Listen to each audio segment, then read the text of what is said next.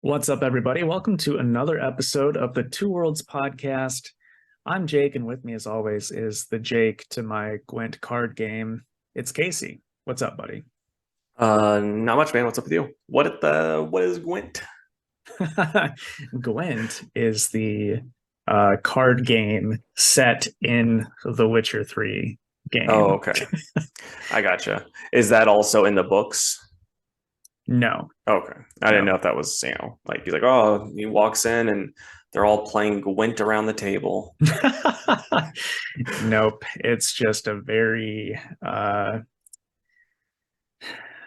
easily obsessive over card game that I just can't stop playing. I don't know, I'm like several hours into the game and I've barely done any story stuff because I just keep going around playing cards. You're like, I'm like $80,000 in debt.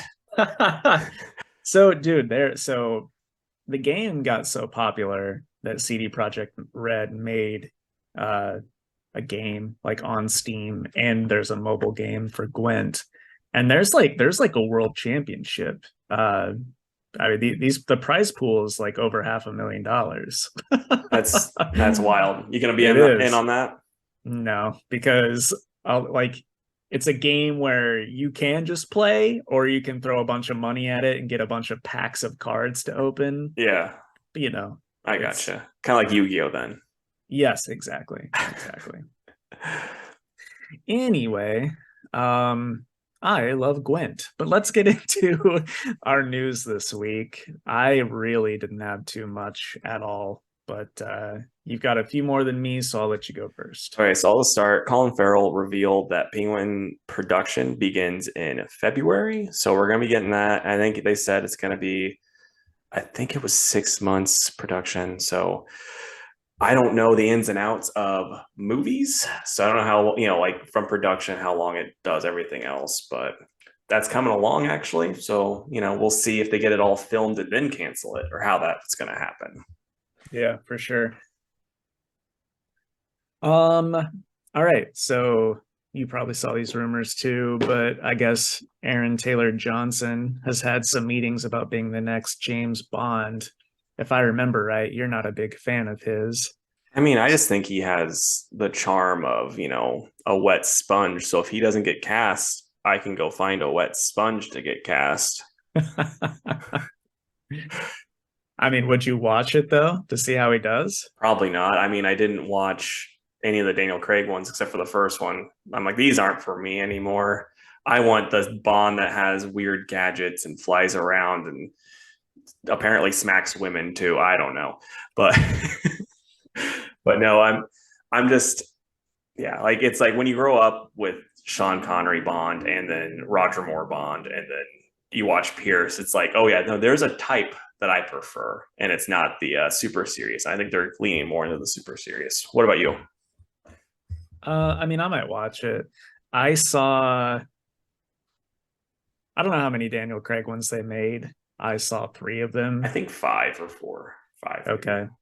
I definitely saw Casino, which was the best one, which is not a good thing.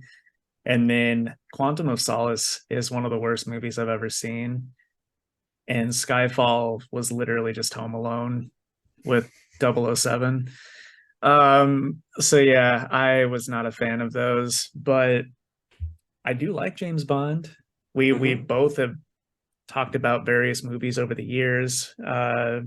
Pierce is my favorite, but that's just who I grew up with watching first. So I'm open to watching James Bond again. I just want it to be better than Casino Royale. Yeah, and people always say Henry Cavill would be a good James Bond, but I'm like, he's too beefy. There's too much beef on that man for that to work because it's just like, oh yeah, oh no, this big guy is gonna beat up Henry Cavill. No, he's not. Yeah. Like that's not gonna be believable. I agree. All right. So this will be my other little bit of news before I get into like this all this James Gunn stuff that popped up. But have you ever seen the movie Them? Exclamation point. I don't think so. So it would have been a pre-Godzilla giant monster movie, and it's giant ants. Like got the a nuke went off and made them giant, and it's in development. They're making a remake. It's in development with WB. It's going to be directed by Michael Giacchino. He's the composer who then got to take up directing and directed the Werewolf by Night special. And as someone that's seen that, and I've heard nothing but good things, but you've seen it, you think he's going to do this pretty well since it's a giant ant. I think I have Yes. I have hopes too. My only worry is like if the script sucks, because like that's as good of a director as you are, especially like a newer director, you can only do so much with a crappy script. That's true. Yeah, he just embodied that black and white horror genre so well that I can't imagine this would be bad unless, like you said, the script is not great. All right, my last bit, because it's not as interesting as your stuff. There's another rumor I saw this week that the studio Illumination is working on a Legend of Zelda movie. I've seen pretty conflicting reports. Some people are like, that's total bullshit, and other people are like, yeah, it's definitely happening after Mario. So who knows? Like, of course I would go see it. I love Legend of Zelda stuff. Just like I'm gonna go see the Mario one. So I don't know if it's something that we need. A lot of people think we need like a live action Zelda movie. Some think that the animated route is the way to go. I will just settle for Tears of the Kingdom to release this year. But anyway, we'll see. Yeah, I just think Zelda is a movie that doesn't need any type of, or Zelda is a game that doesn't need any type of movie made, because when your protagonist doesn't talk, it doesn't really work. Because then everyone's going to go, huh, that's weird. He's not just going, yeah, all the time. Right. So, and like we can see how it works in the Mario movie. Who knows? I mean, some people are going to hate it no matter what. As you said last time, they'll hate anything Chris Pratt does. But like in theory, it could work. So we'll see how it goes. But it's like if you want stories outside of the video games for Zelda, like read the manga. That stuff's awesome, and it's some of the best artwork ever. And it doesn't matter that Link doesn't talk because it just works in that medium. And though, Tom Holland is gonna be Link. That would be terrible. I'm calling it now. Like at first I was gonna make a joke and say it was gonna be one of the minions, like just the guy that voiced the minion was gonna be Link, but I'm like, no, if we're being honest, it's gonna be Tom Holland. Yeah. And if it's like you get Tom Holland or nothing, then give me nothing. Yeah, exactly. And that's what you need. Okay, so we got some James Gunn news. I'm just gonna start with like the for sure stuff, then go to the rumor. But James Gunn has said his new slate is going to be 8 to 10 years long, and they are announcing some of it this month, but they're only announcing, I think he said, the first 3 years of it. So we're not going to be getting the whole slate, and it's probably just because he doesn't want to do like Marvel and be like, this is what we're doing, but then like, I don't know, he has Lobo appear in his Superman movie, and then Lobo's beloved to the point where like we need to get a Lobo movie in here, so he wants it to be able to change. It's my guess. That might not be true. Someone might tag James Gunn in this podcast and he'll be like, I'm going to go on there and yell at them, which feel free. Yeah. But destroy our viewership records. We don't care. And then James Gunn is reportedly working on a new DC TV show. I just saw a lot of people talking about that. Don't know what it could be, but I don't like that he's trying to write, it seems like, everything. We don't need the James Gunn DC verse. I hope we can find, here James Gunn hired so-and-so to write this script versus James Gunn's working on another script. It's like, even if I was a huge fan of his, I don't want the same person just to be like wearing himself thin. You know what I mean? I do indeed. Okay, and then this was reported by Variety, and it's getting like a lot of people are talking about it online. I've seen a lot of people take it and then kind of like warp it, like spin it into their own ways and stuff. But it said Gal Gadot is out as Wonder Woman, sorry, and then execs are fine with Ezra coming back, and so then that's kind of turned into Ezra's coming back for sure, and Wonder Woman's nowhere to be found, and then like James came out and said, like, someone posted that with the Ezra stuff, and they're like, "Can you refute this?" And he just says, "Refuted." That's all he said. So it's like very vague, like how he likes to do. And then he also said, "This is not true with Variety. Wonder Woman's going to be a big part of our future," which again, it's kind of hinting that Gal's gone because he doesn't say Gal's a big part. He's saying Wonder Woman is. So that's kind of, it's like that's how I'm taking it. It's like, we're not going to get Gal Gadot coming back. We probably aren't getting Ezra, because it's like, why would you get rid of Gal? Why would you get rid of Henry? Why would you get rid of all of the good castings and then be like, I want to keep Ezra? It's like, maybe James is just afraid that Ezra's got the key to, his place somehow. And he's going to come in and beat him up. Just stay out of Hawaii, Yeah. Yeah, I mean, what would you say to them being like, let's bring Ezra back? I mean, I would be pretty upset. Yeah, like you get rid of Henry, who I've not heard a single person say that they're like happy with that decision. Not a one. No. Everyone's pissed. Yeah. So yeah, I don't know. I think that would be really stupid. If I had to guess, it's just everyone's getting recasted. Yep, I except agree. for Batman and that whole side. Yeah, that stuff doesn't count. I guess I heard, and this might not be true, but I heard that Robert Pattinson had a meeting with James Gunn, which is like, maybe that happened. Maybe he's just going to be a double duty Batman, which I 100% doubt. But that's what some people are like speculating. I don't think that's going to be a thing at all, because I don't think people would be smart enough to understand, oh, hey, what's this Batman doing this way whenever in this other movie this Batman's doing this? I don't think that's a thing that could work. Also, I think that Robert Pattinson likes doing his other like kind of weird movies too much to just do Batman for the next like 15 years. Right. No, I agree, but I'm excited to see the slate and see what happens, because like I'm betting right now we're gonna have a Superman movie, a Wonder Woman movie, and a Batman movie. That's like, in my opinion, if I was to place a bet, I'd bet on those three for sure. The rest is kind of up in the air. Yeah, I agree. Oh, and then we're also going to get a Flashpoint or Flash trailer, whatever they want to call it, trailer for the Super Bowl, because it's like, let's toss some more money at this movie that, isn't going to matter. Yeah. I was like honestly half expecting them to just never mention it again. Yeah. And just kind of like forget about it. Yeah. But instead they're going to drop several $1 million on an ad for it. Yeah. Boy. Whatever. But that's our news. That is the news. So we will take our ad break. And when we come back, we've got a very special interview with comics writer John Lees. We had a lot of fun talking to him on that interview, and you guys will get to hear that coming up. So we'll be right back. All right, man. I've got a whole lot of nothing outside of our Mad Lib. Yeah, that's been how it's been going. We're pretty fucking boring here lately, huh? Yeah, a little bit, but we're also busy grown-ass men. So that's true. I'm less busy now, so I think that might be part of the problem. I can't be like, well, I was working the tractor and I nearly died. I can't do that anymore because we aren't doing as much because we don't have to.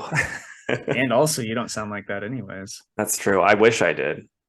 I mean, you could. I could. I could just at 31 completely change my my voice. I told you I've been playing a bunch of Witcher lately. Is there anything that you've been like watching, reading, playing? I mean, I got the new hockey game and I've been playing that, and like my guy, he's very much they say he's rebellious, but I get in a lot of fights. And then like last time we played the filthy fucking Flyers, I got hit really hard and my guy went down and like was holding himself. They got the fake injury, and so then like one of my guys tried to fight the guy that knocked him down, got his ass beat. So next time we play the Flyers, I'm gonna pick a fight with all of them and just beat the hell out of all of them. Like I lead the league in points in the penalty. Hey, you got to set the record for something. Well, it's funny because like I'm leading the league in that, but I'm also like top 5 in goals scored. I'm like, I'm doing them both. Yeah. And really, what more could be asked of you, huh? Right. Now, you still haven't got to play the new Sonic game though, right? Correct. I want to know what you think of it. I know. I know. And I've had friends ask me, I've had a couple listeners of the show ask me at work, so gosh, I just need to get on it. The problem is that how long I had been waiting on the Switcher update. So now that it's here, it's like nothing else stood a chance because I'm going to dump all my free time into another playthrough. Yeah, I gotcha, man. How long is like, because it's not The Witcher's, I mean, it's similar to like Elder Scrolls and stuff, but it's not that crazy, right? I don't know. I'm going to Google if somebody has like a basic um average for the Game of the Year edition with both DLCs is 55 and a half hours. Okay. So like one good day. If you're a gamer that strives to see all aspects of the game, you are likely to spend around 190 hours to obtain a 100% completion. Do you ever do the 100% completion? No, because to do that on The Witcher, that includes a playthrough on Death March difficulty, which means the first thing you run into just one shots you. And it's like, I'm not really looking to play Dark Souls. Yeah. I just want to run around and, play Gwent. So that's what you get. Yeah, in that mode too, when you play Gwent, you just lose all your money. Like you just like leave the bar just in your underwear, like, Well, so the game, whenever you ask somebody to play, and like pretty much any innkeeper or merchant or blacksmith will play Gwent. And then there's a couple of special missions based around playing Gwent. You can only like the max you can bid is like 10 gold. So it's like 1 to 10 gold. And then most people, especially important people, will give you their best card if they lose. So I gotcha. It's kind of like with the card thing. It's like in that like season of Yu-Gi-Oh when there was a Battle City. When you lose, you had to give up your best card. That's exactly it. And Joey was like, "Oh, I lost. I gotta give up my Black Eyes Red Dragon or my Red Eyes Black Dragon." And then Yugi wins it back for him. He's like, "Oh, you just keep it. I got this time wizard. Don't you worry about me." And Yugi's like, "Well, why did I do that then?" Right. Have you seen the Meat Canyon Yu-Gi-Oh video? Absolutely, I have. It's so bad. Dude, the one that gets me every time though is when he's like, you gotta be fucking kidding me. Dude, I just love that line. It's hilarious though, because he did this Meat Canyon also has a secondary channel called Papa Meat. And he did draw where he was like gonna draw all the Yu-Gi-Oh characters. And like he then does the voices, and it's so fucking funny because he only has like X amount of time to draw them. So then like he like draws Joey with this massive fucking head, and he's just like Joey's always like, "I love my sister, man," and like he's like, "Oh, I need finger blast," and he like as he's talking as he's doing, he's like, "Can you finger blast like that one girl, like Mai or whatever?" He's like, "That was that one episode where he did that." He's like, "Don't tell my sister." Oh man, that's so funny. I'll send it to you after we get off here. Yeah. So yeah, basically, we've got Witcher Battle City going on. I'm all about that. Like you've sold me on it now. I know, man. I've been like, there's parts of the game where like you just can't go if you're too low a level because everything will kill you. So there's like parts of the game that I really want to go to because I know there's some good cards there. But I've pretty much done everything I can as far as Gwent goes in the area that I'm in. So I'm like, fuck, I guess I'll do the story mode so that I can, move on to the next area and steal all their cards. Just do like in the first season of Yugi, kidnap someone's grandpa, take his most prized card, rip it up because he didn't want to sell it to you because you already have 3 of them, and then get beat by a little kid. Yeah. That's what Kaiba did. Problem solved. Anyway, let's get into our Mad Lib. I could talk about Gwent for the next 7 hours. All right. A place. Hawaii.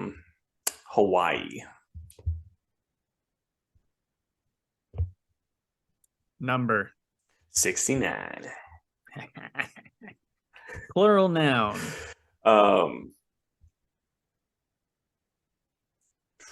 Tits. Adjective. Saggy. Ooh. Plural noun. Cars. You use cars a lot. Okay, Cars 2. No, I'm kidding. Grass. I've already wrote it, man. Okay. It's set in stone. Or paper. Adverb. Quickly. Noun. Airplane.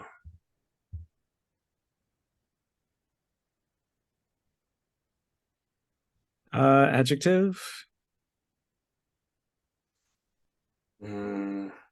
Spicy. A male person in the room. Casey. Adjective. Sexy. Hoping that's describing me. Noun. Shit and piss bucket.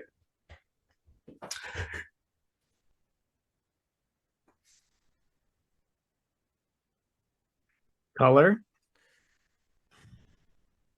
Magenta.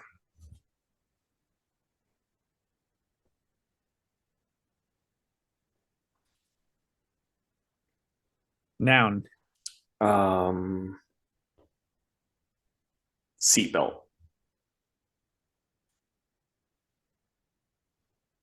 Plural noun.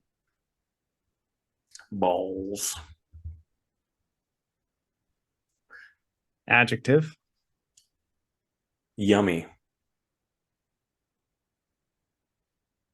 Number. 69.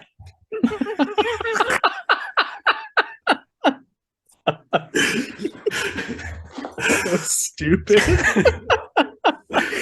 All right, a verb ending in ing. Fucking. Yep. like it was any other option. I almost said finally, shitting, in all fairness. Okay. Finally, a plural noun.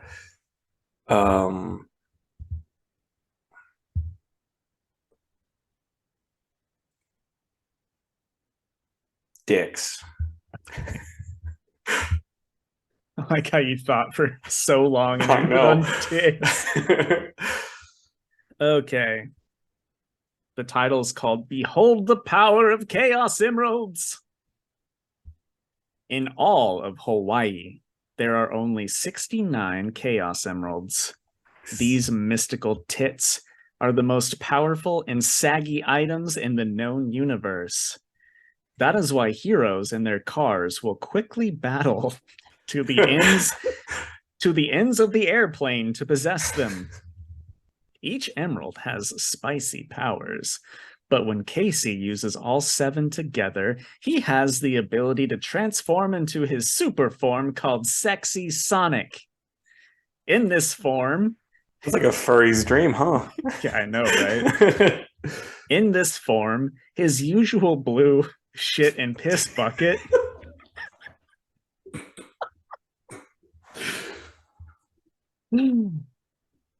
Sorry. In this form, his usual blue shit and piss bucket becomes a brilliant magenta that makes him look like a glowing seatbelt.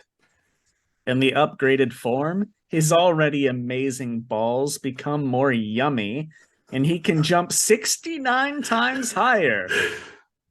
Sonic's fucking ability is also multiplied, making him able to deflect all kinds of deadly dicks.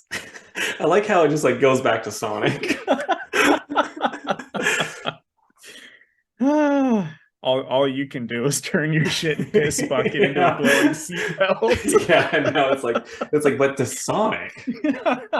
But Sonic can fuck 69 times better. Dude. So fucking stupid. I love that we do Mad Libs. Same here, man. All right, folks, welcome back. We just did a fun little YouTube session where we do our usual hilarious, gross, childish Sonic the Hedgehog Mad Lib.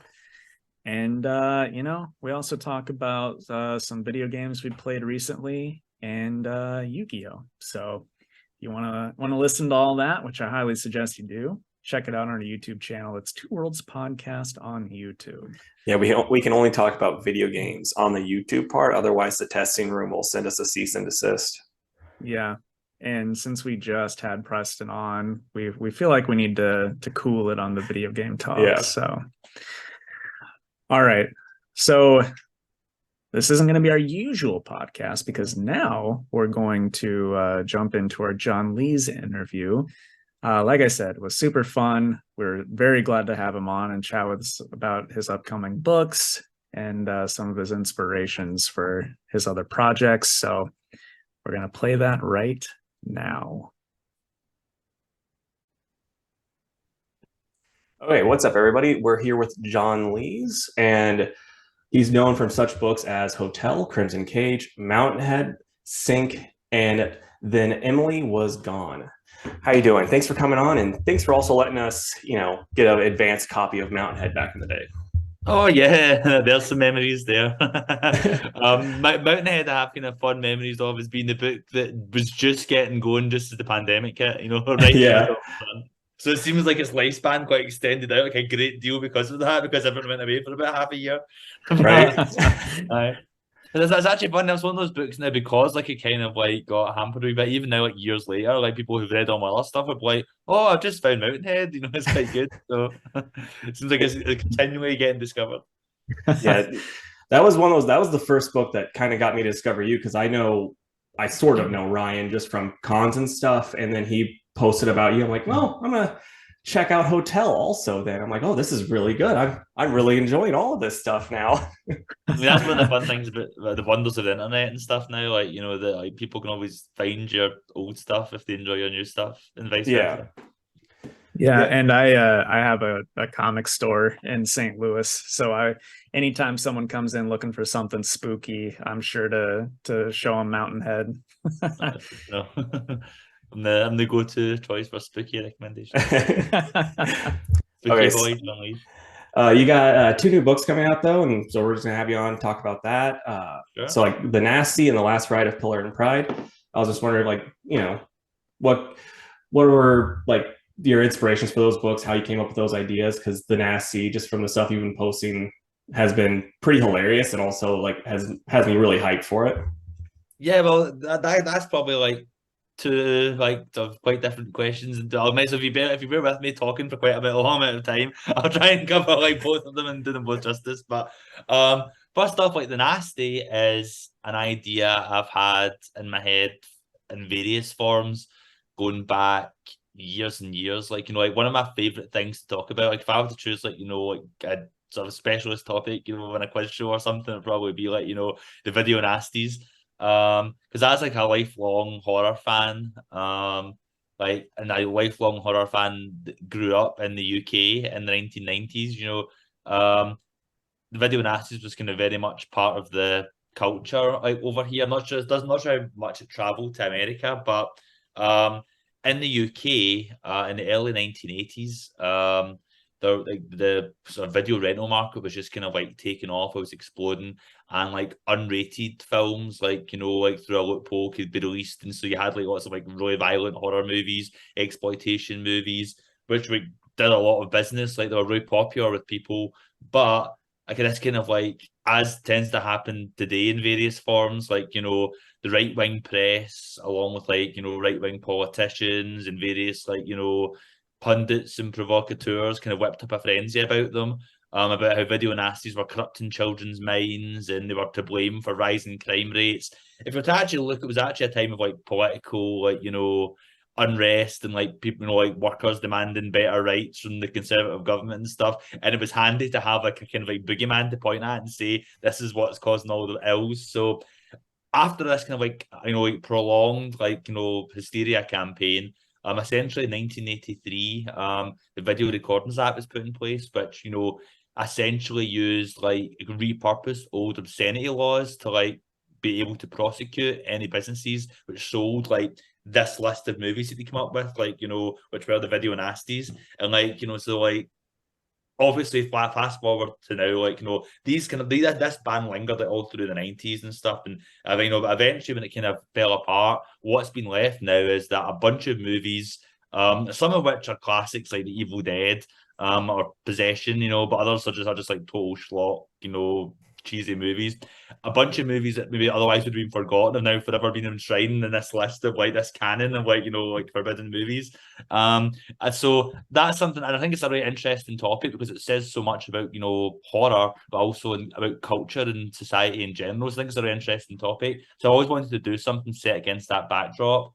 And then also just like write something that's like my love letter to horror essentially, and like, video store culture, because like, that's something that's kind of gone now. That like, and I was probably one of the last generations that got to enjoy it as a kid, like, going to the local video shop. Like I lived on Main Street, and like it was like a 5-minute walk just like to the video shop in a straight line. So even when I was a young kid, I was allowed to just like walk myself to the video shop and pick up some stuff. And we had I'll just say, I think because of it's just long closed, I'm not getting anyone into trouble here, but I'll just say it was a very permissive business. So I could like, like walk to the video shop and I'd come home with like Peter Pan and Child's Play 2, like watch A-Drive, Maniac Cop 3, Badge of Silence, something like that, so like, that was kind of like my horror education, and I think my lifelong love of like horror was born in that kind of culture, so I wanted to little love letter to that. And it's like kind of like, even though it's all about horror, it's not necessarily a full-blown horror. There's horror elements in there, but I see it a lot more as like a kind of like comedy, kind of coming of age story. And it's going to be quite fun to kind of like play slightly different to expectations or the kind of stuff like that I normally do. Because like normally, like, people know me as like, as I said, Spooky Boy John Lee's like the horror stuff. So it's actually kind of quite nice to like, even though I actually think a lot of the stuff that I've done is like a lot funnier than like some people think it is. Like I tend to be cackling while I write some of this horrible stuff. So, but like, but it's fun to actually go more all out comedy, and like some of the silly movie titles we've been getting to come up with, and this like culture of like schlock cinema we've created. The basic premise of the story, I realise I've talked a whole lot about the history of 1990s British politics, but actually telling you the plot of The Nasty. But so the plot of The Nasty is it's this kid, Thumper Connell, who's a teenager in 1990s Scotland. And he's kind of like been lonely his whole life. So he's made an imaginary friend out of Red Ennis, who was the star of his favourite slasher movie when he was a kid. And like most children like grow out of imaginary friends after like when they're very young, but he's kept his imaginary friend right up to like the age of 18. And he's kind of like banded together this group of like fellow misfits that kind of in his local town that hang around the video shop watching band video nasties, and they're called the Murder Club. And as the story kind of progresses, they manage to get a hold of this particularly notorious band video nasty, called House of Creeping Flesh, which has a lot of kind of like spooky stories around it. Nobody's seen it. Nobody can see what's in the movie, and supposedly it's cursed. And like the story kind of takes some turns based around what happens when they acquire this video. And I won't spoil too much after that, but I will say it's a lot of fun. As I say, if you enjoy horror, I think you'll get a lot out of it. You'll hopefully get a bit of a nostalgic kick. And it's from Vault Comics, so like it's been really exciting working with Vault. And like I'm a big fan of their output. Like we've been talking about this for ages, because we had the first conversations about this like back in like 2019, and then like the pandemic happened, everything got shut down for ages. And then we kind of like resumed conversations like early 2021, and now it's finally happening. So it's been a long endeavor getting there. And speaking of long endeavors, I should probably talk about the other bit now. I spent an awful lot of time talking about The Nasty. Last Ride of Power and Pride is about these two childhood friends. They've been friends their whole lives. They were kind of like first came together through this intense childhood experience where they became unlikely local heroes when they sort of rescued this missing kid from a madman. And this is kind of defined their lives, this one moment, like where they kind of translated it into like temporary fame as like young adult adventure novelists writing like fictionalized versions of themselves solving crimes. But now they're kind of both in their late 30s, kind of like the fame's dried up, they're kind of drifting apart, and they decide to go on a road trip back to their old hometown. And for one of them, they think it's like a chance to kind of revive the friendship and get ideas for the next story. The other one's seen this as like goodbye, this is like a farewell trip. But once they kind of get back into town, like old, like evil seem to be resurfacing, and they kind of find themselves drawn into a very real mystery.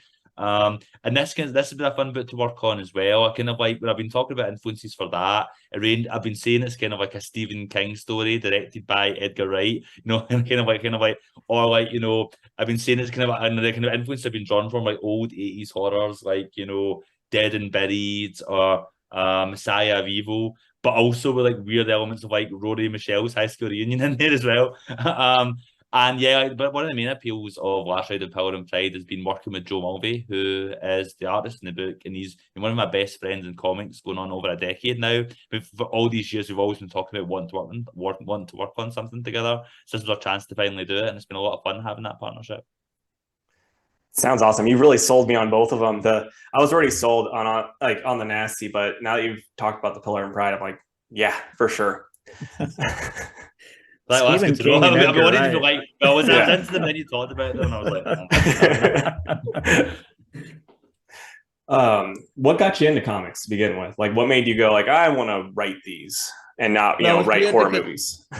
It's weird because I've always liked comics and I've always wanted to be a writer, but I never really put the two together, thinking like maybe you could write comics, you know. However, but it's like whenever I like back, one of the jokes like in my family always tell me is even when I was like a little kid, like as soon as I could talk, I had one of the first topics of conversation that I would have with people was my top 3 jobs that I wanted to do when I grew up. And like job number 1 was be an actor. Job number 2 was be a toy maker, which is kind of like a really niche one. And job number 3 was like be a writer, like, you know. So obviously if the acting and toy making didn't work out, like, you know, like but like, I guess I always thought when I was a kid it was like writing books, or even when I went to university, like, you know, I studied screenwriting when I wanted to write, you know, like scripts and things. But I have always read comics ever since I was a kid. Like I loved Batman when I was a little kid, and Spider-Man, and like, you know, and I always obviously like read, you know, all through like childhood, and I kind of came back to it with like a passion in my late teens. But I never really put 2 and 2 together until it was a friend of mine had said they wanted to work on me to like make a comic for them, because they, you know, they were an artist and they wanted, you know, to draw something, but they wanted me to write a script for them. So it was only in the process of like learning how to like script comics and reading up on it, I thought, hey, this is something that people actually do. The comics that I read are actually like written, you know, like by people. And like, you know, and like the whole, I kind of became fascinated with the whole like medium. Like I love the restrictions of it. I love how like you're working within a set space and the challenge of trying to kind of come up with a story within that structure. You only have so many pages per issue, so many panels per page, like, you know. So how do you kind of like do what you want to do within that? How do you think visually? I think it's actually a really interesting medium to work in. It's, you know, those challenges become quite, you know, enjoyable. And I kind of, although the actual project with my friend never panned out, I kind of got the bug of writing from that, and I kind of haven't stopped ever since. And yeah, so like, you know, my first project was the Standard, which I did with Comics Tribe, and then like I've just kept on going ever since, kind of keeping on with more projects. Awesome. Okay, so I have another question. Like, this is off subject, but it's with the Crimson Cage. I read that. I loved it. I'm a big wrestling fan. How did you come up with that? Because that's such a weird combination of, you know, territory pro wrestling mixed with, it's Macbeth, right? I am not cultured, but it was Macbeth. I'm not either, don't but like, yeah, but like for me, like it's, I mean, I said there, like the nasty was like, you know, as a real passion project that I've had in mind for years. The Crimson Cage is right up there as like a passion project I've had in mind for just as long, if not longer, where I'm a lifelong wrestling fan. Like I love wrestling. And I think right ever since I did the Standard, which was my first comic, going way back to then, I had this gem of an idea in my head that I wanted to do like a big story set, like in the era of like the territory days of pro wrestling in the 1980s. Because that was a fascinating kind of picture postcard of Americana and like, you know, history and stuff just before everything changed. And like, so I had that in my head, but I didn't really have a story yet. I just had like an idea that I wanted to use that as a sentence. I kind of put it in the back burner until like I was ready to do it. Similarly, I've always I like Shakespeare in general. Like I'm one of these nerds that like studied Shakespeare at university, like you know, and stuff like that, you know. But even when I was a kid, like first year at high school, we did Macbeth, and every other kid was like, Shakespeare and hated doing the these and thous and all that. I was excited. I couldn't wait to get back to Macbeth. I loved it. Like for me, even as a little kid, I was like, that's a horror story. It's like it's you know ghosts, it's witches, it's murder, it's like you know bloodshed, you know, it's decapitations, you know, it's like, you know, it's all the kind of stuff that I liked, you know, like, and I thought it was like, I always thought it was a very fascinating story. And I remember it was in quick succession in 2015, I saw Justin Cazale's like remake of Macbeth, like the movie with Michael Fassbender. And that kind of reminded me how much I love Macbeth. And shortly after that, I saw Akira Kurosawa's Throne of Blood, which is like one of my favorite movies now. Like I'm obsessed with this movie. Like it's like if you was to pick like the one ur text, like you know, the one essential like you know nugget which created the Crimson Cage, is Throne of Blood. Because I watched that and I was thinking, oh, that's so genius. Like they've taken the world of Macbeth and put it against the backdrop of like feudal Japan and samurais, which is a totally different thing. These are their own characters, but it's still inherently Macbeth. Like it's so genius. I wish I had some kind of like backdrop in the back of my mind that I could apply to Macbeth. And then I remembered the old wrestling thing in the back, and I went, "Oh my god, wait a second," you know.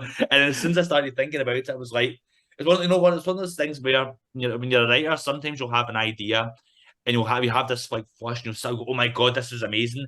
Then the more you think about it, you go, "No, actually, that's just crap. Forget about it." But that's one of these things, like you know, when I sat up and went, "Oh my god," like Mad Libs, like you know, like Shakespeare and wrestling. But the more I thought about it, the better it got because the more they actually go together, and it's actually kind of perfect pairing, kind of. And I started thinking all the various ways I could, you know, overlap them, like you know, the way the Macbeth story works, like you know, instead of having like this sort of hero knight who longs to be king, you can have a kind of like popular local top you know babyface wrestler or you know good guy wrestler who's like the big fish in the small pond, but he wants to be the world champion. You know, it's not enough just to be beloved by the fans. He wants to be the top guy that travels all around the world and has the fame and glory.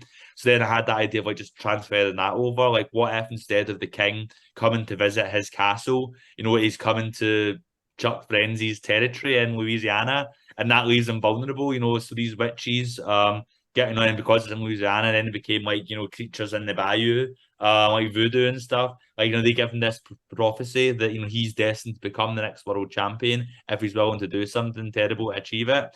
And then even the little touches, like thinking like one of the great things about Shakespeare is like you know how characters like will step out of the action and talk directly to the audience, like you know, and say this is what I'm going to do, this is my plan. You know, only you can hear this. Like none of the other characters can hear that. And like I thought, what is that if not a promo? Like in wrestling, it's someone taking a microphone and talking like direct to the camera, like you know. So like kind of doing that, kind of like all just kind of matched up, and it's one of those ideas where. I mean, I'm not like modest. I like to think I'm a pretty good writer and I know how to tell a story, but I've always said that I suck at pitches. Like, you know, I'm terrible, like, you know, come up with a good pitch. All my pitches sound like some bad stand-up comic who's trying to come up with an idea and going, you know, oh, wait a minute, I forgot to tell you about the lady crossing the road earlier, you know. I know, but this is one of those pitches where I was like, this works. You know, you say, like, you know, a retelling of Macbeth against the backdrop of 1980s pro wrestling, and someone immediately knows whether they want to read that or not. Like, you know, I've got a good idea here. And then like so then it became one of these things where I pitched it to one publisher because but the reason I actually kind of seriously put together the pitch in the first place was back in 2017. A big publisher that I was in touch with said, okay, come up with any, if you could come up with any idea, pitches it now. You don't need an artist, just pitches it in a document. And I thought this is the idea. So I pitched them that. They passed on it, but I didn't let the idea go. And I was talking to Alex Cormack, who I do a sync with, and he's like, well, we should do it together. And then like that couldn't have been a better choice. Like, because Alex Cormack for me is like my artist life partner. Like, you know, we are like we did Oxymoron together, we've done sync together. It's got to the point now where whenever I come up with an idea, just automatically my brain thinks of it as drawn by Alex, you know, and I have to actually train myself to think of other people sometimes because Alex can't draw everything, you know. But yeah, like, you know, so like then once I got him together, we got the rest of the team. We got Ashley, his wife, to come on board as the colorist, and we got Hassan Minelhau, his letterer, who I've always wanted to work with because he's great. And it became a kind of dream team. So it was like a dream project with a dream team. And AWA, like I said, they wanted to do it. And I'd had a great working relationship with them in hotels, so we could kind of dream publisher as well. And yeah, so I'm kind of glad, like, you know, we managed to get it out there. I was worried because, like, literally, I remember it was a long time kind of trying to get it all finalized, the deal between first getting AWA on board and then, like, AWA wanted some changes and some fixes and some refinements. We had a lot of backing and forth on that. And I remember after what was like months passed, we finally signed the contract in February 2020. And we're like, and I remember I was talking to Alex going, right, Alex, it's all sorted. Everything's looking up for us now. You know, the only way this book doesn't come out this year is if the world does, we know it ends. And then, like, 3 weeks later, like, you know, like, everything shut down, you know. So, like, it ended up not coming out for like over a year later. But, like, yeah, no, so but it was like, you know, like, so like, every time I look at that book, like, if you were to see my shelf now, like, you know, I'm not sure, like, I can. Obviously, I forgot it's a podcast. There's no point to the visuals, but in my shelf next to me, I have like as a kind of permanent monument to this. I have a framed picture of Chuck Frenzy that Alex drew me, and next to that on the shelf, I have all my single issues of Crimson Cage, my old school copy of Macbeth, with all my old annotations on from school, and a replica title belt that says Chuck Frenzy on it, like, you know. And for me, it's like, you know. That's like, even if nobody else had read this book, just how much it meant to me. And I'm like, you know, like the process of actually getting out, knowing it's a thing that exists now, just feels like a miracle in itself and something I'll always be proud of. So the fact that, as well as that, people also seem to have responded to it, enjoyed it, you know, makes it even better. Sorry, I rambled so long there. I forgot what your question was there. Sorry, what was it? That was great. No, it was amazing. Yeah, no, like I loved it, and then my brother, who's also a wrestling nerd, I was like, "Yeah, you're getting this for Christmas," and then he finished it the day of Christmas, and he loved it too. So you at least have 2 other people that loved it too. I like to think it was a Christmas story. Yeah. Yeah. And then you mentioned Hotel, and I love Hotel, and I want to know, are we getting more of that? We getting a third anthology? Well, I'm all up for like doing more Hotel. I've actually I've drafted up, like, you know, a pitch document for volume 3, like, you know, here's what would happen, here's what I would do next with the characters, here's what I do with the story. Like, I'm all for doing a volume 3, but essentially it's the same position we were in after we did volume 1, where when we did volume 1, the idea was write it in a way that it could be an ending if we don't do any more. But if there's enough interest, there's enough fan demand, we're open to doing a volume 2. And there was fan interest, and people, like, you know, talked, you know, tagged AWA, tagged us, said, like, you know, like, we want more Hotel, and then they commissioned more Hotel off the back of that. So it's the same thing now, like, you know, where I know I want to do it. I've talked to Dalibor, the artist, he wants to do it. Like, we're all open to doing more Hotel. We're just like waiting to see if the demand's there. So if you want to read more Hotel, like, you know, just get on the social medias and, like, you know, tag us and let us know you love Hotel and you want more. Will do. I will say though, that issue with the dog broke my heart. Like, I had a dog that we had to get put down a couple weeks before I read that issue too. I'm like, not very happy with John after this. Well, the thing is, I wouldn't write something like that cynically if I hadn't felt it myself. I was putting my mind of like some of the worst days of my life when I've had to say goodbye, you know, to my dog pals, and, like, you know, and how sad that made me feel. So I think, like, you know, it's something a lot of people relate to, like, you know, and I was trying to tap into those feelings. And for me, like, yeah, there's been scary issues of Hotel, there's been funny issues of Hotel, but that's the issue of Hotel I'm most proud of, because I think, like, you know, I really tapped into something where when I read that, I thought, you know, that kind of like resonates with me. I think it resonated with Dalibor as well, who'd also lost a dog recently. And I think, like, you know, hopefully a lot of people, like, you know, felt the same way. Yeah, it was very good. It was a swift kick in the balls too, but it was very good. Like a slow, repeated kick in the balls. Okay, so my last question. I'm just curious if there's any character in Marvel or DC that you would be like, I have a really good story for this guy or this girl or this team. I kind of, for years, I've been thinking, like, I should train myself to have a really sophisticated answer here. Like, oh, yes, like, I have a really interesting, like, angle in the Phantom Stranger or some, But for me, like, I'm just gonna be a basic bitch like Batman. Like, I've always wanted to do a Batman story. Like, obviously, like, Batman's like my favorite character in fiction. I kind of feel like my career is going to be incomplete if I don't at some point get to do some kind of Batman story. In terms of like, Marvel. Again, like it's pretty obvious, but like, I'd love to write something Spider-Man related, but particularly with like Spider-Man, I love Spider-Man's villains. And like one idea I've always had in my head is I've always wanted to do like, I feel like a Shane Black style crime caper, like, with like, I don't know, like Rhino is the main character or something like this, or something like that, and that'd be a lot of fun to do. I mean, I'd read those for sure. Well, I've got one reader, yes. Yeah. One thing I wanted to bring up, because we follow you on Twitter, and a few days ago, I think it was like the 1st of January, you had posted that you had just started reading The Black Tongue Thief. Oh yeah, So I just started reading that book too, about the same time. I'm like a little over halfway through, and I just wanted to ask. I'm a little over halfway through as well. Yeah, I'm obsessed with it. I was just curious what you thought of it too. Oh yeah, I'm really enjoying it. How this all started was I've been like I do kind of like go in and out of fantasy, like like where I kind of like go hot and cold in a wee bit, but I've been a particularly kind of like uptick in my interest with fantasy this year. Like I started when I played Elden Ring at the start of the year, and I really and that was just like my personality for like 3 months was like Elden Ring. Totally get and that. then, I loved it. And then like, obviously there was like House of the Dragon and like Rings of Power on TV, and Rings of Power especially I really enjoyed, and that got me back into like rewatching all the old Lord of the Rings stuff, like and like I really got started getting like into fantasy again. I'm actually like one of the things I'm writing, actually two of the things I'm writing right now are both like to varying degrees like fantasy stories, like like so I've been kind of getting a real kind of like fantasy kick.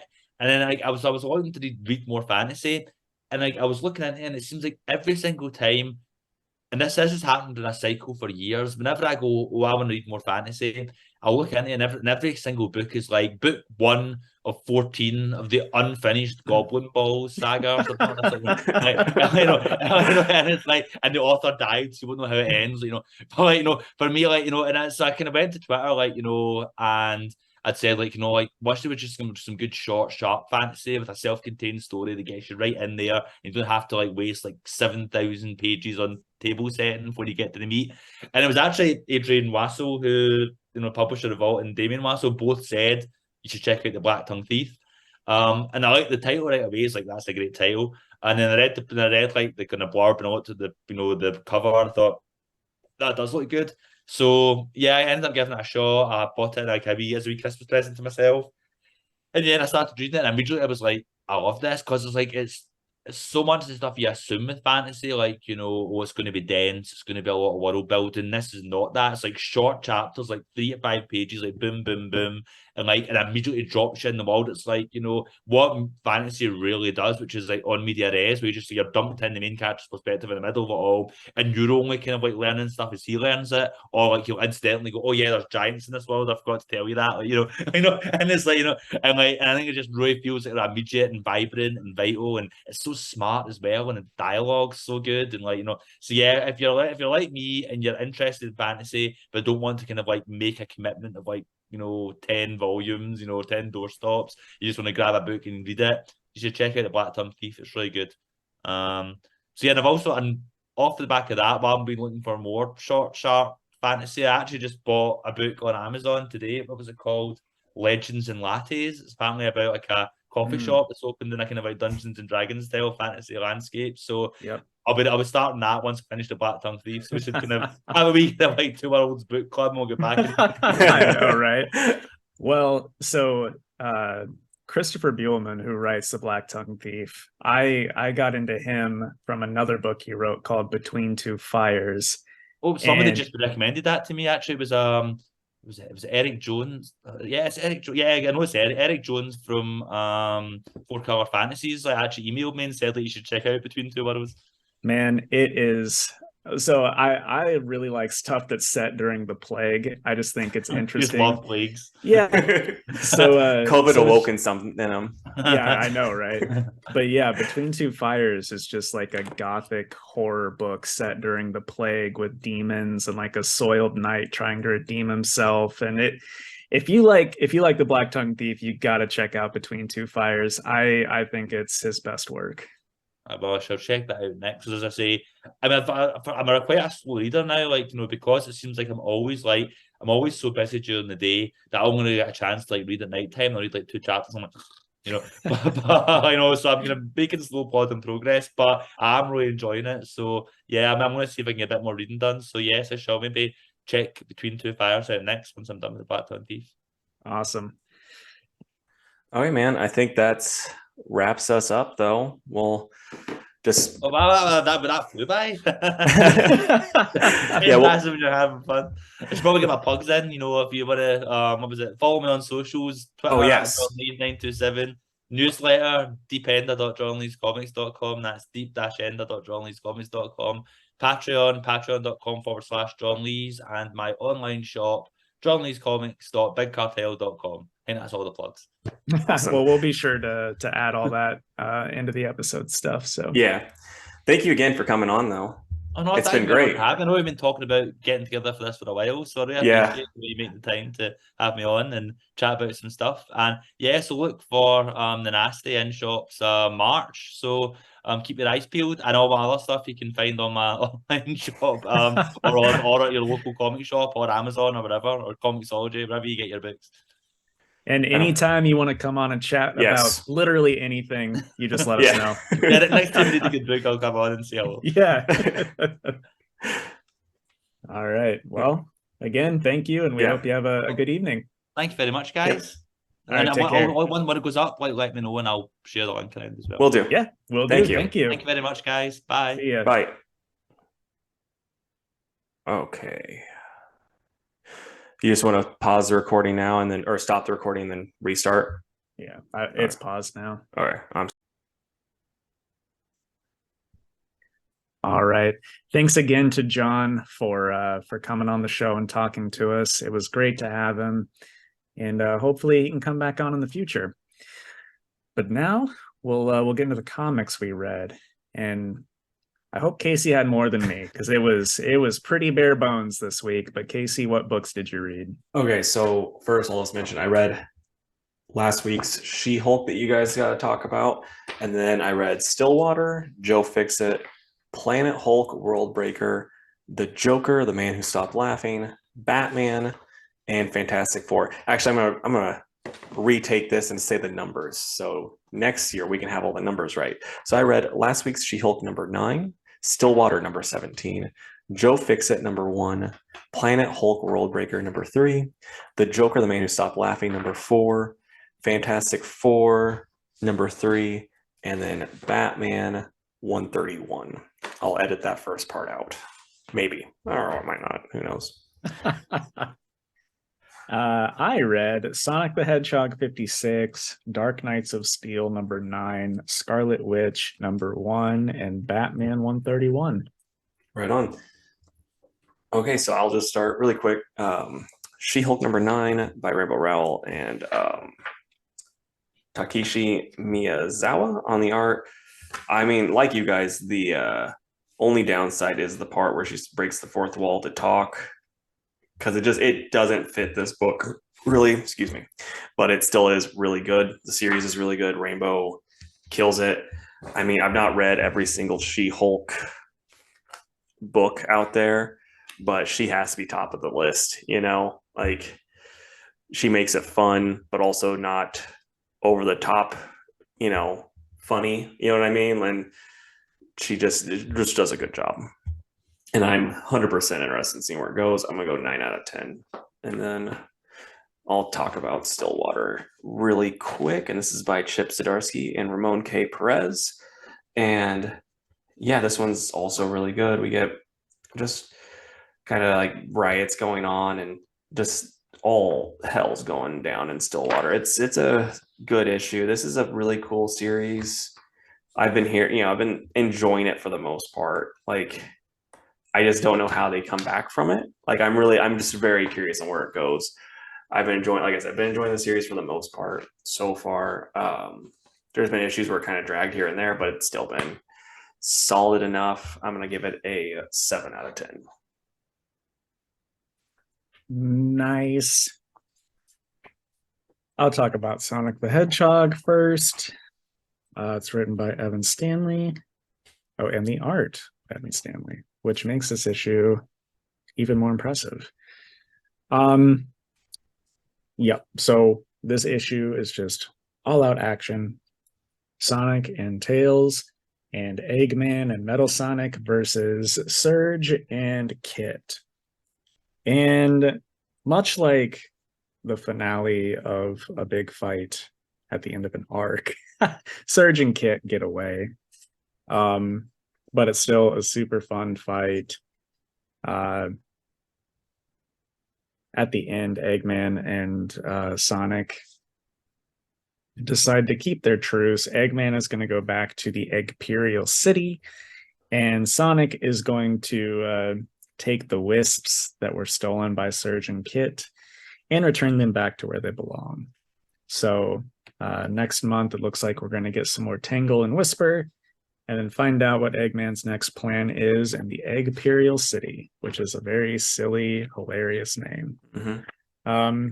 But I liked it a lot. The art was really good in the fights. Like, Evan Stanley is just such a talent, and I hope she realizes that. So I'm gonna give this probably like a solid 8.5 out of 10. Nice, man. Okay, so next up, it's Joe Fixit #1 by Peter David and Yildiray Sinar on the art. I probably mispronounced that, so I apologize, but it's pretty solid. So it's just kind of like early on in Joe Fixit's, career as a mob muscle, basically. And like my main problem with this book is I don't get to read a lot of Hulk, and I like Hulk, so I was like, well, I'll pick this up. This is a lot of Spider-Man. I didn't want a Spider-Man book. I wanted a Hulk book, but Spider-Man's kind of like the main character in this issue. But yeah, he's like, he knows it's, Fixit's Hulk, but then Kingpin shows up while Pete's at the airport. So he's like, put a tracker on him. He's following because he wants to know what's going on. And then Kingpin, basically tries to muscle in on Fixit's boss, and he like breaks the table. And so then, Fixit's like, you're going to pay for that. And he's like, oh, yeah, or what? And they start shooting, Fixit, and bullets are bouncing off. And it's like, it's hilarious because like Kingpin's no slouch, but he's also no Hulk. Like, and then Hulk just picks him up and does what Hulk does. Like, this is the weakest version of the Hulk too. And he's just taking it to him, it has to be called off. Basically, so he doesn't kill him because he's like, apologize, and he's like, now apologize in French, and it was fun. And like I said, the only downside of this book is we're getting a bit too much Spider-Man for a Hulk book. It's very much like it makes me feel like how it would have been when this probably came out, where they're like, we need Spider-Man to bump up the sales, Yeah. But no, I still enjoyed it. I'm gonna keep reading it. I'm gonna give it an 8 out of 10. Like, I really only picked it up because it was like lighter weeks. I was like, might as well give this a go, and it's good. Sure. Okay, next I'll talk about Dark Knights of Steel #9. It's written by Tom Taylor with art by Yasmin Futri, and it's pretty fun. I won't get into everything, but essentially, the Martians are a part of it now. The person that you thought was Alfred maybe is Alfred in this universe, but Alfred's also a green Martian at the end. And a white Martian poses as Kal-El's mom and like really essentially starts the war. So yeah, lots of death and destruction. I saved one page just to point out how fucking stupid it is and to prove that Tom Taylor doesn't know how crossbows work. So the white Martian, Kal-El's mom, I don't know, we'll call her Queen L, flies to her dungeons in her castle where like superpowered people are being kept, and she starts killing them. And Green Arrow and Black Canary are down there, and Oliver's like, yo, Dinah, like, use your voice, get us out of here. So they do, and they go to this armory, and Dinah's like, Oliver, grab a weapon. And he says, I'm an archer. I lost my arm. How do you expect me to draw a bow? She goes, use a crossbow. And he goes, that's actually a very elegant solution. And I'm like, actually, it's not. Yeah. You still can't draw a crossbow with one hand. So it's just so annoying. I was like, wow, I never thought of that before. It's like, you shouldn't have. Yeah. And it doesn't show like any tools to help him draw it or anything like that. And don't tell me you can like use your foot, and like you can't. Like, you need both arms. And even when you have the tool that made it easier that the French developed, you still needed two arms to draw it. So I just, it's so stupid. And it doesn't matter. No one else reading this is like, oh, crossbows. Like, it's just me, but still it bugs me because like, this is the thing I like, Tom. Don't put stupid shit in there like a one-armed man doing a crossbow. Anyway. Just tweet that at him and he'll respond with how well it sells to make you feel bad. Yeah, I know, right? But anyway, apart from that, the art is good as always, and I do like everything else. And I think adding the Martians, I don't think this book needed that twist because like it's like there's enough in this already, but if it adds to the story, then I'm all about it, but we'll just have to see how it plays out. So I think that'd be an easy way to unite them. So it kind of work, like it works that way. Yeah, I agree with you. I will give it an 8 out of 10. Nice, man.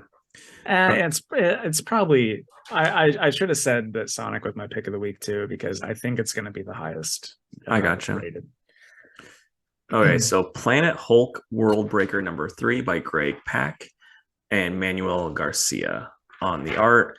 And this is still fun. The main, only thing I don't like is, we don't know really why they came back the first time, because they're kind of telling it slowly, but it's like, Hulk came back to Sakaar with She-Hulk and Amadeus and Korg, and they did a bunch of stuff, and then they just never left. And it's like, oh, okay. You're gonna explain it more? Like, we'll explain it over this 12 issues. And that's the only real downside. And like Amadeus doesn't seem near as strong. This is also a knock I've always had against Amadeus as after he got the Hulk stuff. Like when he was being written in Hulk, he was so smart. He could see the mathematics of what's going on, and like, oh, this boulder's going to hit me, I can hit this thing and it's going to fix everything, blah, blah, blah. And like as soon as he became the Hulk, he never had that ability anymore. And it really, like when he became Hulk, it just became less interesting. And like that kind of sticks with this. Like he doesn't seem near as smart, he's not near as strong, so there's just not as much going on there. But I'm still interested in this story, and this next one should be pretty cool. Banner's going to be involved, so it should be pretty sweet. Yeah, I'm still 100% right on, in on this ride. It's just there's little things that kind of annoy me, but yeah, so I'm gonna say 7.5 out of 10. Right on. Next up for me is Scarlet Witch #1, and I could have had the credits pulled up, but I didn't. It's written by Steve Orlando with art by Sarah Pichelli.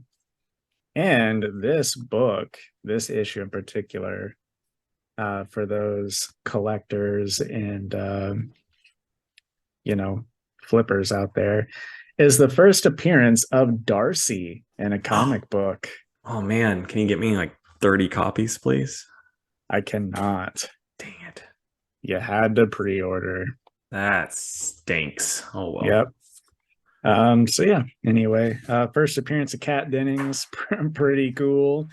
But anyway, Darcy essentially acts as a clerk in Wanda's new mystical shop that she set up. And we get some Quicksilver and this door that Wanda calls the last door, where if somebody is like on their last rope, doesn't know what to do, they can open this door and it will bring them to Wanda so that she can help them. And a lady does that. Turns out some super powered like psychic is taking over her town and the lady's wife. So she needs Wanda's help to free the town over this person's control. And Wanda definitely has some experience in taking over a town full of people. So she goes and helps out. And then at the end, right when they're closing up shop for the day, the door opens yet again, and Vivian Vision walks through and says, Wanda, it's my dreams. They will not let me go, and they refuse to stop killing me. And then it says to be continued. So pretty cool. I like the way that, I mean, Sarah Pacelli's art is always amazing, but Wanda looks good. Like Darcy looks good. Vivian's looks just like a punk, like punk is in like the style, just like a cool punk robot teen. So I don't know if that's canon or not, or in character, I mean, but she sure looks cool here. So it was definitely a good enough first issue. Steve Orlando, I think, is getting better with each series I read, which is nice to say. So I'll check it out for at least another issue, and if it keeps my interest, then I'll keep picking it up. But maybe Orlando's more of a Marvel guy, and that's the thing, because like the last couple Marvel things you've read, you really liked. You just weren't too hot on his DC stuff, right? Yeah, I think so. I can't even think of the last Marvel thing you wrote, but because I know he did that one that was like that. Oh, it was the different spooky guys. There was like maybe a Blade tie-in. It was like all these different tie-ins that were like, there was like Spider-Man. And it was, and you were into that. Yep, that's true. So yeah, give that one an 8. Been full of 8s this week, but yeah. And all I've got left is Batman. So. Okay, so I'll run through these two really quick. Yeah, you lied to me. You're like, oh, I'm gonna read Fantastic Four. I keep selling out, dude. 3 issues in, man. Come on. And I've sold out of every single issue. Up those numbers, buddy. You got. I do. I've upped it every time. You gotta be sitting on 30 extra issues in your shop. That's a horrible business practice. Okay, so next up for me, it's The Joker, the Man Who Stopped Laughing, number 4, and this is by Matthew Rosenberg with Carmine De Giandomenico on the art, and then we also have the backup story by Matthew Rosenberg and Francisco Francavilla. And first, I'll talk about the main story, though.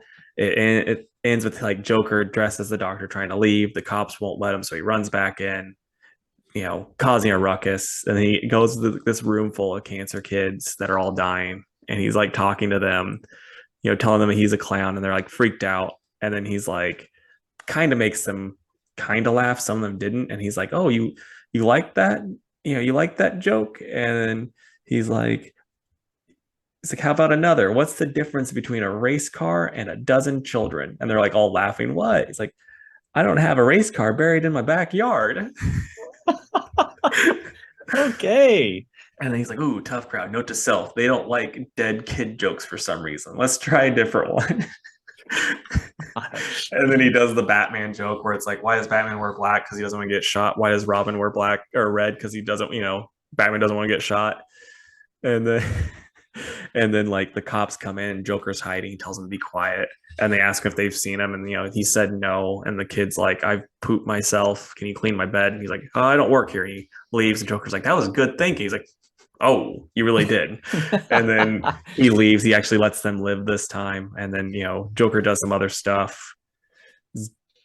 Kills one of the cops, dresses like them, and then takes another one hostage because Red Hood's there. And then he tosses them all into a lock thing because Joker had the gun to the cop's head, and then tossed him in a lock cabinet, ran off, went into this room with this old lady, and he's actually very nice to the old lady. Doesn't, she ends up dying, but I think she just dies because like she thinks Joker's her husband, and she's like, "Oh, they said you weren't ever coming back, blah blah blah."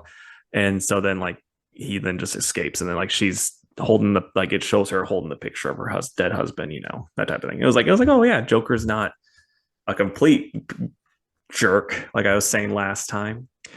And then the backup issue, you have Joker with Zatanna, and like every issue, Joker's, it seems like he's looking for love, and Zatanna beats him up, and he talked about how he wanted to have a baby with her, and so then she stomped on his head, and she, said backwards, no one else will ever have your baby. And so that's, what she says backwards.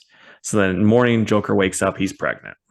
And and so then he's got his doctor, it's Dr. Phosphorus, and he keeps calling him Atomic Skull or other skull-based characters. And then like Joker just pukes, and it's like this mud baby, and like little guy, he runs off, and then it's his one helper, the little person helper, and Dr. Phosphorus and Jackanapes are like chasing after. Jackanapes got a gun, the little guy's got a baseball bat, and then they see the little baby, and then they're like, get him, Jackanapes. And Jackanapes just kills Phosphorus and the little guy. And then the kid then transforms to look like Joker, and then Joker goes to Zatanna at the end, and he's like, he shows them their son. It's like, we did it, Zatanna, we have a son. It's like, but you're not going to be a part of his life. And then it just ends, and it's hilarious. But no, I absolutely love this book. It's a lot of fun. I would highly recommend it to anyone. I'm gonna go 9.5 out of 10. So real quick, that book caught the attention of news sites, like media sites this week, in particular Fox News, because Joker is a man and he became pregnant, and everybody's tired of the woke transgender stuff in comics, and it's like, guys, it's a fucking Joker book. Yeah, and it's a backup story, like you said. It doesn't matter. It would be really funny. I just had this thought in my head as I was saying that, whenever you're like, and Joker's a man, and I just thought of that part in Community when they were talking about the Dean being gay, and he's like, that doesn't really do enough justice. And I think that's kind of fits with the Joker. So I think Jim Rash would be an amazing Joker. I do too, actually. That'd be hilarious.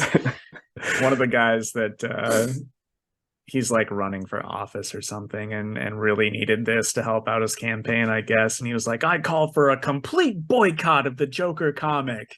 It's like, yes, everybody that is following you already doesn't buy the Joker comic, so that doesn't fucking do anything. They're just going to be vocal about it. Yeah. It's like, oh no, I'm sure Rosenberg is just quaking right now at the thought of all those lost sales. And hey, so stupid. If you're listening to this, I call for you should read this book. It's really good because it's my pick of the week. Yeah. But all right. Next you have another one? I got the Fantastic Four. Okay. Next up, Fantastic Four #4 by Ryan North and Iben Coelho on the art. And so this is the Human Torch issue, because we've been going through the whole thing, and he's like pretending to be someone else because they have to lay low, and he's got a job, deals with this guy that he once fought way back in the day. He kind of get like a better thing of his powers. Like Human Torch is so good with his powers, he'll never burn someone because he has it down pat. And this is a perfectly fine issue. He's dealing with this kind of slumlord guy, and sure enough, they end up winning. And then the next issue, they're going to deal like no more foreshadowing what really happened in New York. It's like, you could have done this 3 issues ago, but this is fine. Like, this is how this run's been so far. It's just been fine. I wouldn't whatever. I'm gonna go 7 out of 10 though. Feeling nice today. All right, which brings us to our last and only mutual book, which is Batman 131, written by Chip Zdarsky and art by Mike Hawthorne.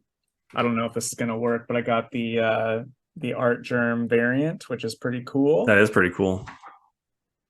But yeah, so we've got our next arc starting And while I did like it slightly more than the last arc, I still don't think it's that great. But what did you think, dude? So I actually liked it a whole lot. I thought it was really good. Batman felt like Batman. We weren't like, I'm very interested in seeing more of this world that, this new world that he's in.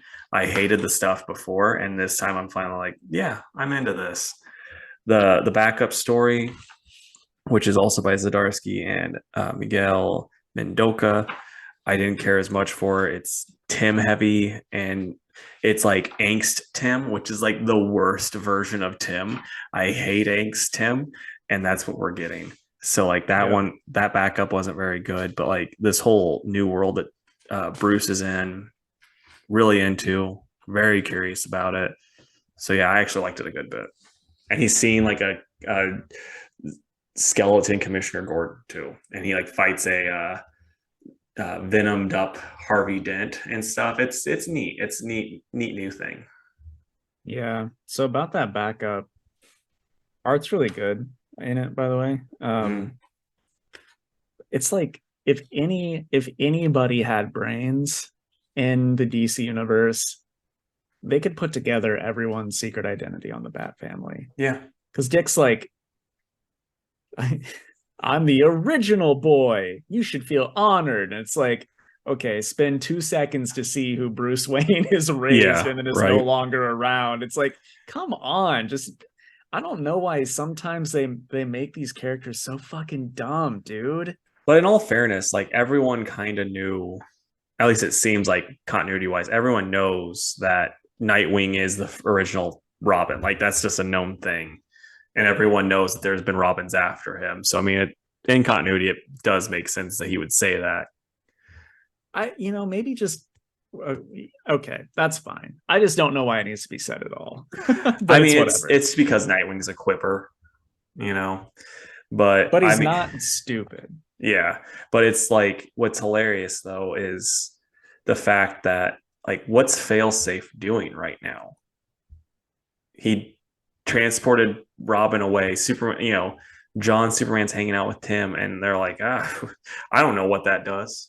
Mm-hmm. And then they're like, well, where is Failsafe? Last we saw him, he had control over Gotham. And now like there's this bad guys, and the good guys are like, we're just gonna do a little team up. Yep. It's like, where is he? I need to know. or just say something. Like one sentence just to let us know. Also, I want to know if you think that this guy right here is meant 100%. To be Zdarsky. 100%. Okay. I thought so too. But yeah, I think I'm at like a 7. I thought it was fine. It was better than the stuff before, but I'm still not just like loving it. So I'm at an 8.5. I was very happy with it because I was not expecting much. Fair enough. But what are you excited for next week, man? I am excited for Daredevil. I'm sure you are too. But there's not a ton out for me next week. I know Moon Knight's coming out, so I'll say that. And then probably Wonder Woman. Right on. I just sent you a text because I missed one of the things. So I'm going to say Dark Ride number 4. Very excited for that. Missed that when I was looking over stuff. Then I will say Flash, and then I'm gonna toss both of the Godzillas in together because I love some Godzilla. Are you a big fan of Ebra? No. Like, if I'm being honest, that's one of my least favorite Godzilla movies because that's when they got I can't believe I'm blanking on this director's name. Different director took over for those ones, and like he did that and Son of Godzilla. Not a fan of either of those, really. Like when I went to when I rewatched them all, I'm just like, those two just don't do it. They have like I think a lot of it was budget constraints because like you can tell they're on an island, so they don't have to blow up as many buildings, that type of thing, Sure. But yeah, so like those two are two of my lesser favorites. But then when that same director, again, blanking on his name, did the first Godzilla versus Mechagodzilla, love that one. It's a lot of fun. Is it Jun Fukuda? Yes, it is. That's exactly. See, you know more about Godzilla than me. Yeah, I definitely didn't just Google it. Okay, so Fantastic Four time. So I don't know if you saw this, but one of the congressmen, when he was getting sworn in, he actually was able to get from the Library of Congress, which like this is the only thing that annoys me is like the fact that the Library of Congress has Superman #1 and that people like that are in Congress can check it out whenever. It's like our tax dollars are going to that and we can't check it out. But so he was able to check it out and get sworn in on Superman #1 because he's a big Superman fan. I'm blanking on the dude's name, but he's not my congressman, so it's not that big of a deal. But I just had me thinking, what are some nerdy items you'd want to be sworn in on if you were ever, a person being sworn in on something? Sure. So I chose Mjolnir for obvious reasons. I think that'd be pretty cool. I think one that would actually mean something is Wonder Woman's Lasso of Truth.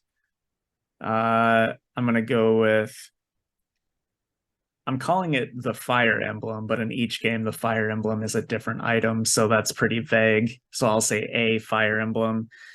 And then I'm going to say the original Dungeons and Dragons rule book. Right on, man. Yeah. So for me, I'll just go with the Criterion Collection of Godzilla. I won't choose a specific one, but I'll do that. And then I'll say the first appearance of Hercules, because I need to be just like him if I'm in office. Because, drunken womanizer, just like Bill Clinton. And and then trying to think of something else that'd be fun. A Gundam suit, just so I can kind of look at the audience and see that Gundam kid from C2E2 our first year and say, that's for you, bud. And then that's a callback. And then lastly, I'll say Stan Lee's Stripperella #1. Nice. I guess. Lots of good options there. Yeah, I think that's the end of the episode. Yep. All right, guys. Well, we hope you enjoyed it. Let us know what you thought of the John Lee's interview. It was cool that he came on the show. Exciting for us to interview a creator that we both enjoy. So let us know what you thought of that. But anyway, closing plugs. Please go to facebook.com/2worldspodcast and give the page a like. You can also follow us on Twitter at 2_worlds_PC and on Instagram at 2worldspod. You can email us at 2worldspodcast@gmail.com. And if you would, go to our YouTube channel. It's 2Worlds Podcast on YouTube and subscribe. Yeah, you could also just follow John Lees too on Twitter at johnlees927. He has John Lees comics.bigcartel.com that you can go to.